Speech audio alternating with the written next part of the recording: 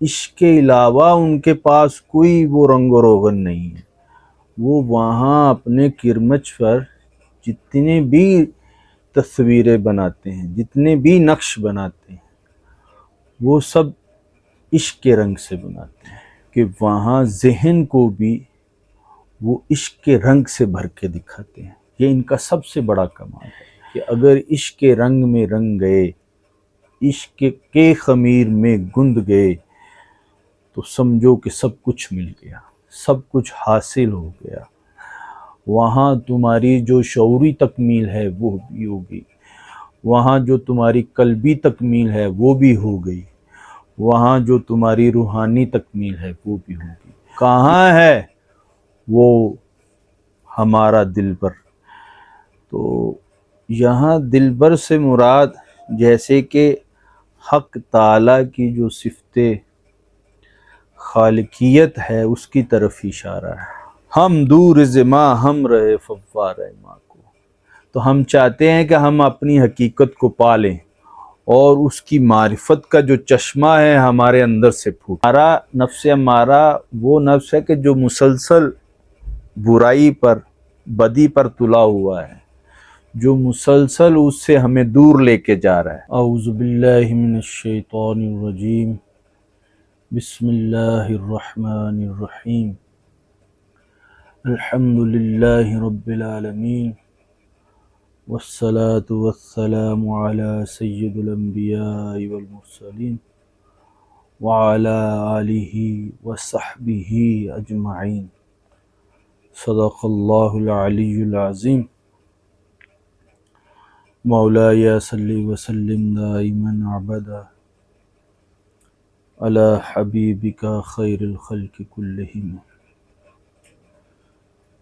تو آج ہم دیوان شمس سے جس غزل کو پڑھنے جا رہے ہیں، یہ غزل اپنے اندر بہت سے رنگ سموئے ہوئے ہے۔ حضرت مولائی روم رحمۃ اللہ علیہ کا یہ اعجاز ہے کہ آپ کے ہاں تمام تر جو چیزیں ہیں وہ عشق کے رنگ میں گھندی ہوئی ہیں۔ عشق وہ واحد رنگ و روغن ہے جس کا حضرت مولائی روم رحمۃ اللہ علیہ استعمال کرتے ہیں۔ آپ کے ہاں تمام چیزیں، تمام مشاہدات، تمام آپ کے تخیلات، تمام آپ کے تصورات وہ عشق کے رنگ میں گندے ہوئے ہیں۔ مولانا رحمۃ اللہ علیہ کا یہ کمال ہے کہ آپ نے اپنی تمام جو طبع آزمائی ہے یا عشق آزمائی ہے اس میں عشق کے ہی رنگ کو بھرا ہے، عشق کے علاوہ کسی اور رنگ کو نہیں بھرا۔ اور جن چیزوں کو بھی لاتے ہیں وہاں، جن چیزوں کو بھی استعمال کرتے ہیں اس میں عشق کے ذریعے سے اس کو بھر دیتے ہیں۔ مولانا کے ہاں جتنے بھی نقش ہیں وہ سب عشق کے نقوش ہیں۔ عشق کی جو واردات ہیں، عشق کے جو کرامات ہیں، عشق کے جو معجزات ہیں وہ سب سمیٹ کے لاتے ہیں حضرت مولائی روم رحمۃ اللہ علیہ،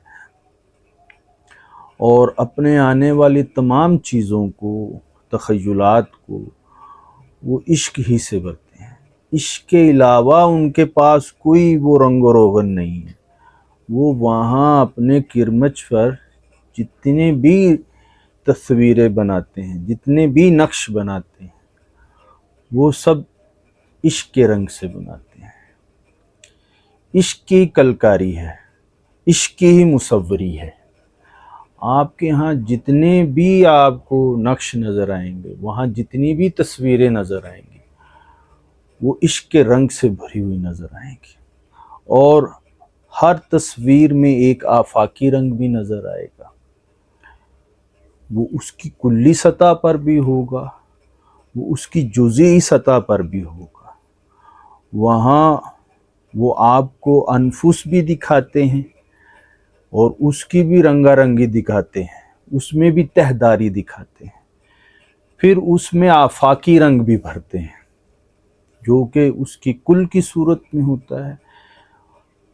اور یہ تمام جتنے بھی وہ رنگ بھر رہے ہیں اس میں تہداری ہے، اس میں تنوع ہے، اس کے لیے جو قوت درکار ہے وہ ان کے ہاں ایک ہے، اور وہ عشق ہے، اور وہ عشق بھی ایسا عشق ہے کہ جو اپنے عروج پر ہے، جو اپنے کمال پر ہے۔ مولانا روم رحمۃ اللہ علیہ عشق کے علاوہ کسی چیز کو بھی جیسے کہ استعمال کرنا وہ اپنے لیے جیسے جائز نہیں سمجھتے، اور وہاں پر حضرت مولا روم رحمۃ اللہ علیہ کا ایک کمال یہ بھی ہے کہ وہاں ذہن کو بھی وہ عشق کے رنگ سے بھر کے دکھاتے ہیں، یہ ان کا سب سے بڑا کمال ہے۔ وہاں ان کے جتنے بھی تصورات ہیں اور ان حواس خمسہ کے ذریعے سے بھی حاصل ہونے والا جتنا بھی ان کے پاس تجربہ ہے وہ سارے کا سارا عشق میں گندا ہوا ہے، اور عشق میں وہ گندا ہوا جتنا بھی وہ مال ہے وہ عشق کے ہی رنگ سے آگے وہ نکالتے ہیں۔ عشق وہ واحد قوت ہے جو ان کے ہاں آپ کو ہر جگہ پر نظر آئے گی۔ وہاں عقلی تصورات اور اس کے مشاہدات کو بھی وہ عشق کے رنگ سے بھرتے ہیں۔ وہاں ان کے ہاں عقل بھی عشق ہی کا ایک رنگ ہے، عشق ہی کا ایک جز ہے۔ یہاں جیسے کہ وہ دیوانہ کی جو ایک اصطلاح اور استعارہ استعمال کرتے ہیں، یا مست ہونے کی جو ایک کیفیت بیان کرتے ہیں، یہاں ان کے ہاں آنے والی جتنے بھی الفاظ و معنی ہیں وہ سارے کے سارے عشق کے رنگ میں رنگے ہوئے ہیں، عشق کے خمیر میں گندے ہوئے ہیں۔ عشق کے علاوہ ان کے ہاں کوئی چیز بھی نہیں پائی جاتی۔ تو یہ ایک بڑا جیسے کہ ایک وجود جو ہوتا ہے اور جو اپنے کمال کو پہنچ چکا ہوتا ہے، اور وہاں پہنچ کر جیسے کہ حضرت مولا روم رحمۃ اللہ علیہ یہ بتانا چاہ رہے ہیں کہ اگر عشق کے رنگ میں رنگ گئے، عشق کے خمیر میں گند گئے تو سمجھو کہ سب کچھ مل گیا، سب کچھ حاصل ہو گیا۔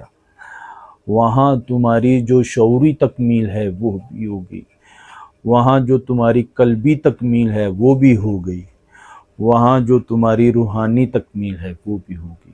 ان تمام چیزوں کی تکمیل کے لیے جو تمہیں قوت درکار ہے وہ فقط ایک ہے، اور وہ عشق ہے۔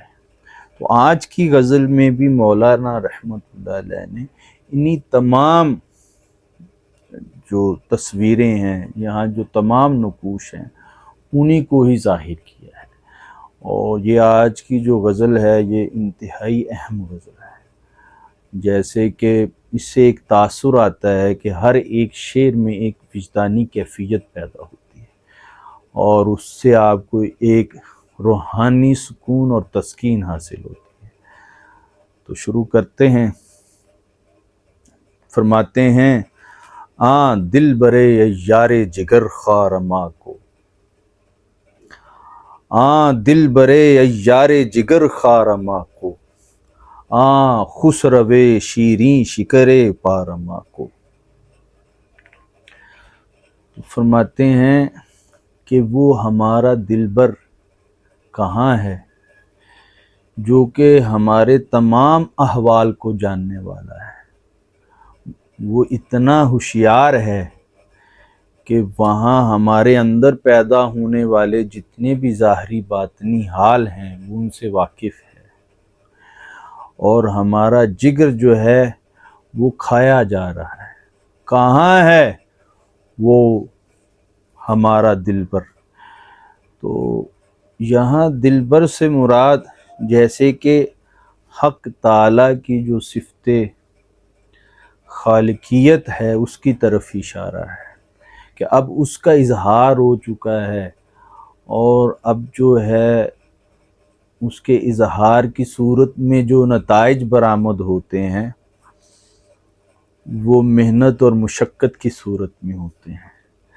تو وہ اس نے ہمیں پیدا کر دیا ہے اور ہمیں ایک امتحان گاہ میں بھیج دیا ہے۔ فرماتے ہیں دل برے ایار جگر خارما کو، خسروے شیرین شکر پارما کو، وہ تمام حسینوں کا حسین، وہ تمام خوبصورتیوں کا مالک وہ کہاں ہے جس سے ہمارے ظاہری اور باطنی جو احوال ہیں وہ پیدا ہو رہے ہیں، وہاں جو کیفیات ہیں وہ بھر رہی ہیں، وہاں جو تمام چیزیں ایک کمی کی صورت میں ہم میں واقع ہو چکی ہیں، وہاں ان تمام کمیوں کی تکمیل کرنے والا، وہاں تمام ظلمات کو روشنی سے بھر دینے والا، وہاں اپنی محبت سے اپنے عشق سے وجود کی تکمیل کر دینے والا کہاں ہے؟ آجا تاکہ ہماری تکمیل ہو جائے۔ تو فرماتے ہیں کہ اب یہ کیفیت ہے کہ اب ہم اس کے ہجر میں بھی جل رہے ہیں، وہاں ہمارا جگر بھی سوختہ ہے، اور پھر ہم اس کے حسن کی وجہ سے اس کو تلاش کر رہے ہیں، اس کی تلاش میں ہیں، اور در بدر اسی کی تلاش میں پھر رہے ہیں، اسی ہی کو تلاش کرتے پھر رہے ہیں۔ ہمارا سارا سفر اسی کی تلاش کا سفر ہے۔ تو اب وہاں یہ دیکھیں کہ ایک اس ہجر کی کیفیت میں، اس فراق کی کیفیت میں پیدا ہو جانے والا جو حال ہے، اس میں اس کو کیسے بھر رہے ہیں، اب اس میں ایک آفاقی رنگ کیسے بھرنے لگے ہیں۔ وہاں وہ دیکھیں کہ عالم بالا سے، عالم کبیر سے کیسی ایک تصویر اتار کے لاتے ہیں، وہ دکھاتے ہیں کہ اس تصویر میں دیکھو کہ اپنا ہجر جو ہے وہ آفاقیت میں اور آفاقی رنگ میں کیسا ہے۔ تو اب اس کے لیے جو استعارہ اور تشبیہ اور اس تمام چیزوں کا وہ استعمال کرتے ہیں، انتہائی عروجی حالت میں کرتے ہیں، انتہائی کمال کی حالت میں کرتے ہیں۔ تو فرماتے ہیں باریک شدست از غم او ماہ فلک نیز، باریک شدست از غم او ماہ فلک نیز، زہرائے با بہرائے سیار ماں کو۔ فرماتے ہیں کہ چاند بھی اس کے ہجر کی وجہ سے کمزور پڑ چکا ہے، ناتواں ہو چکا ہے، وہاں وہ ایک کمزوری کی حالت میں ہے۔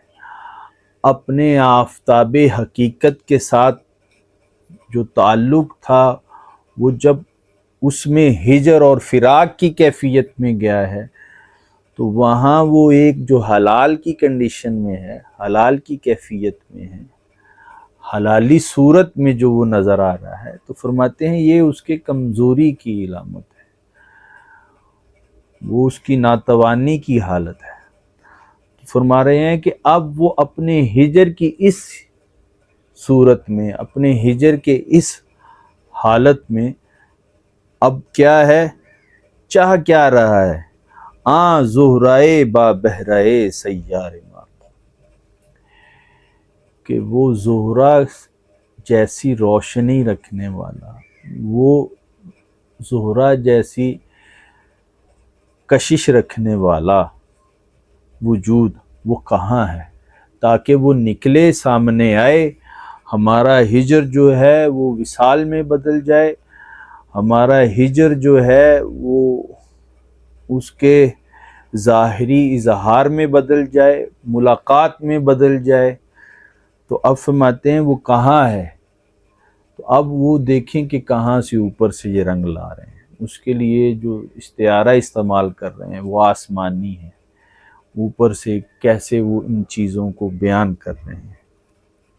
تو اب پھر دوسری جو شعر میں آپ یہاں تیسرے شعر میں جو ایک رنگ بھر رہے ہیں وہ بھی دیکھنے کا ہے کہ کیسے وہ آفاقی رنگ سے فوری طور پر آپ کے انفس میں آ جاتے ہیں، عالم کبیر سے عالم صغیر میں کیسے آ رہے ہیں، کل سے جز میں کیسے ڈھالتے ہیں۔ یہ مولانا کا کمال ہے کہ ہر چیز کو جیسے کہ ایک کسی ماہر کے ہاتھوں سے بنی ہوئی چیز یا کسی ماہر کے ہاتھوں سے بنی ہوئی مصوری، اس میں وہ کیسے رنگ بھرتے ہیں اور اس میں اس کے جز اور کل کو کیسے جوڑے ہوئے رکھتے ہیں، یہ کمال ہے۔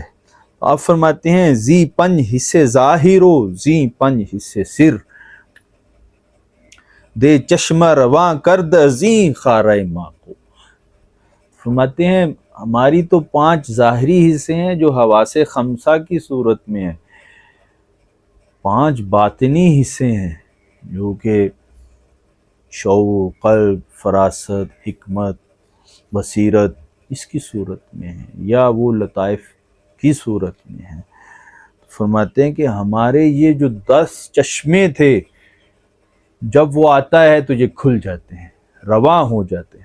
میں تو خارا ہوں، سنگ خارا ہوں، وہ پتھر جس کے اندر جیسے کہ زندگی کی کوئی نمو نہیں ہے، کوئی رمق نہیں ہے، جیسے کہ وہ ایک بالکل ٹھوس اور مردہ وجود ہے۔ فرماتے ہیں اس مردہ وجود میں جو جان ڈال رہا ہے وہ ہمارا وہ محبوب حقیقی ہے۔ فرماتے ہیں کہ اس سے ہماری ظاہری 5 حصے بھی زندہ ہیں، ہماری باطنی 5 حصے بھی زندہ ہیں۔ ٹھیک ہے، فرماتے ہیں کہ وہ چشمے ہیں، وہ آنکھیں ہیں جن سے وہ ہم ہر طرف پھر دیکھتے ہیں، ہر طرف ہمارے اندر زندگی کا ظہور ہو جاتا ہے، ہمارے اندر ایک حیات جو ہے وہ نمو پا لیتی ہے۔ تو آگے پھر فرماتے ہیں استارہ روزست چو می، استارہ روزست چو بر میں بدمد صبح، گویم کے بدم گوید استارہ ما کو۔ فرماتے ہیں جب دن نکلنے سے پہلے، اس کا وصال ہونے سے پہلے جو صبح کا ستارہ ہے وہ نکل رہا ہے، لیکن اب نکلتے ہوئے وہ بھی کیا کہہ رہا ہے، گویم کے بدم گوید استارہ ما کو، میں تو نکل آیا ہوں، میرا استارہ محبت کہاں ہے، میرا ستارہ عشق کہاں ہے، میرا ستارہ ذوق و شوق کہاں ہے؟ تو یہ تو سب نکل آئے، دن بھی ہو گیا، وصال بھی ہو گیا، ظاہر میں ہر چیز اپنے وصال کو پا چکی، لیکن یہ فرما رہے ہیں کہ جب میں اس کو دیکھ رہا ہوں تو میرے اندر بھی یہ ایک تڑپ اور طلب پیدا ہو رہی ہے کہ ہر چیز اپنی تکمیل کو پہنچ رہی ہے اور ہم ہیں کہ اسی کے انتظار میں بیٹھے ہوئے ہیں۔ صبحوں پہ صبحیں گزر رہی ہیں، رات پہ رات جو ہے وہ آ رہی ہے اور گزر رہی ہے، اور ہم ہیں کہ اپنے محبوب حقیقی کا انتظار کر رہے ہیں۔ وہاں جس نے جس سے ملنا تھا وہ مل چکا ہے، وہ اپنی مجاز میں بھی مل چکا ہے، اور ہم نے کچھ ایسے وجود بھی دیکھ رکھے ہیں جو حقیقت میں اس کے ساتھ واصل ہو چکے ہیں۔ تو اب ہم ہیں کہ اسی کے انتظار میں بیٹھے ہوئے ہیں، اسی کی لو لگائے ہوئے بیٹھے ہیں، اسی کی طرف رخ کیے ہوئے بیٹھے ہیں اور اسی کا انتظار کر رہے ہیں کہ کب وہ آئے اور ہماری وجودی، شعوری اور روحانی تکمیل ہو جائے۔ آگے فرماتے ہیں اندر ظلماتست خضر در آب بے طلب، اندر ظلماتست خضر در طلب آب، کآں عین حیات خوش و فوارہ ما کو۔ فرماتے ہیں خضر تو ایسے ہی اندھیروں میں وہ آب حیات تلاش کرتا پھر رہا ہے۔ یہ تم جو خضر کی طرح اندھیروں میں، اپنی مادی اندھیروں میں، اپنے نفسانی اندھیروں میں، اپنی بدکی ہوئی خواہشات کے اندھیروں میں جو یہ زندگی تلاش کرتے پھر رہے ہو، اس کو چھوڑ دو۔ کہاں عین حیات خوش و فوارہ ماں کو، کہاں ہے جس کے آنے سے زندگی آ جاتی ہے، جس کے آنے سے بہار آ جاتی ہے، جس کے آنے سے جو خزاں ہے وہ گل و گلستاں میں بدل جاتی ہے۔ تو فرماتے ہیں کہ ہم تو اسی کا انتظار کر رہے ہیں کہ کب وہ آئے اور ہماری جو زندگی ہے وہ تاریکی سے نکل کر روشنی میں بدل جائے، ہمارا جو خزاں رسیدہ وجود ہے وہ بہار میں بدل جائے، اور وہاں جو اس کے تعلق میں رہتے ہوئے شعور و آگہی چاہیے، وہاں جو اس کے تعلق میں رہتے ہوئے وہاں اس کی حقیقت کی جو شناسائی چاہیے وہ ہمیں میسر آ جائے۔ عشق پر از صورت بے صورت عالم، عشق پر از صورت بے صورت عالم، ہم دور ز ماں ہم رہے فوارہ ماں کو۔ اب یہ دیکھیں بہت بڑی تصویر ہے، بہت بڑا نقش ہے، جیسے کہ یہاں ایسے لگتا ہے کہ حضرت مولا روم رحمۃ اللہ علیہ عدم کے پردے سے ایک بڑی تصویر کو نکال کے باہر لا رہے ہیں، اور فرما رہے ہیں کہ یہ عشق ایسا عشق ہے کہ بے صورتی میں صورت پیدا کر کے دکھا دی، جیسے کہ بے رنگی سے رنگ پیدا کر کے دکھا دی، اور وہاں عدم سے وجود کو نکال کے دکھایا ہے۔ فرما رہے ہیں کہ ہم اس سے دور ہوئے پڑے ہیں، اپنی خلق ہونے کے ناطے سے، اپنے اعتبار ہونے کے ناطے سے، اپنے ذلی وجود ہونے کے ناطے سے، ہم دور ز ماں ہم رہے فوارہ ماں کو۔ تو ہم چاہتے ہیں کہ ہم اپنی حقیقت کو پالیں اور اس کی معرفت کا جو چشمہ ہے ہمارے اندر سے پھوٹ پڑے۔ کہاں ہے وہ آئے اور ہماری تکمیل کرے اور ہمارے اندر سے اس کی معرفت کے، اس کی حقیقت کے جو چشمے ہیں وہ پھوٹ کے نکلیں، اور ہمارا جو وجود ہے جو کہ ایک اعتباری وجود ہے وہ بامعنی بن جائے اور حقیقت کے ساتھ جڑ جائے۔ اور اب ایک اور حالت کا، اچھا مولانا یہ دیکھیں اس میں مسلسل انفسی اور آفاقی رنگ بھرتے چلے جا رہے ہیں، ایک شعر اس کے آفاق سے لے کر آتے ہیں اور پھر اس فوری جو دوسرا شعر ہے وہ اس کے انفس سے جڑا ہوتا ہے، وہ اس کی اندرونی کیفیت کو بھی بیان کرتے ہیں اور اس کی بیرونی کیفیات کو بھی بیان کرتے ہیں۔ تو اب فرماتے ہیں کہ اب یہ صورتحال اس جگہ پر آ پہنچی ہے کہ لوامہ و امارہ بجنگند شب و روز، جنگ افکن لوامہ و امارہ ماں کو۔ ہمارا نفس امارہ اور نفس لوامہ جو ہے وہ ایک حالت جنگ میں ہے، مسلسل ایک حالت جنگ میں ہے۔ امارہ، نفس امارہ وہ نفس ہے کہ جو مسلسل برائی پر، بدی پر تلا ہوا ہے، جو مسلسل اس سے ہمیں دور لے کے جا رہا ہے، جو مسلسل ہمیں اس کے اندر جو ہے ایک غیریت ہے اور وہاں سے وہ ہمیں دور لے کر جا رہا ہے۔ اور لوامہ وہ نفس ہے کہ جو اس برائی کو کر لینے کے بعد اس پر پچھتا رہا ہے۔ فرما رہے ہیں کہ ہم تو اسی جنگ میں ہیں کہ ایک طرف برائی کر رہے ہیں اور دوسری طرف اس برائی کو کر لینے کے بعد اس پہ پچھتا رہے ہیں، اس پہ جیسے کہ پشیماں ہیں، اس پہ جیسے کہ شرمندہ ہیں، اس پہ جیسے کہ نادم ہیں۔ تو فرماتے ہیں لوامہ و امارہ بجنگند شب و روز، جنگ افکن لوامہ و امارہ ماں کو۔ کہاں ہے وہ اس جنگ کو جو صلح میں بدل دے، کہاں ہے جو اس جنگ کو امن میں بدل دے، کہاں ہے وہ جو اس جنگ کو ختم کروا دے اور ہمارے اندر صلح کروا دے، اور ہمارا جو نفس ہے وہ نفس امارہ و لوامہ کی صورتحال سے نکل کر، اس کی طبیعت سے نکل کر نفس مطمئنہ بن جائے۔ کہاں ہے وہ آئے کہ ہم نفس مطمئنہ کے حامل ہو جائیں، کہاں ہے وہ جب وہ آئے تو ہمارا نفس جو ہے وہ اس سے خوش ہو جائے، وہ ہمیں دیکھ کر خوش ہو جائے۔ تو آگے فرماتے ہیں کہ ہماری یہاں جو وجودی حالت ہے وہ کیسی ہے؟ ما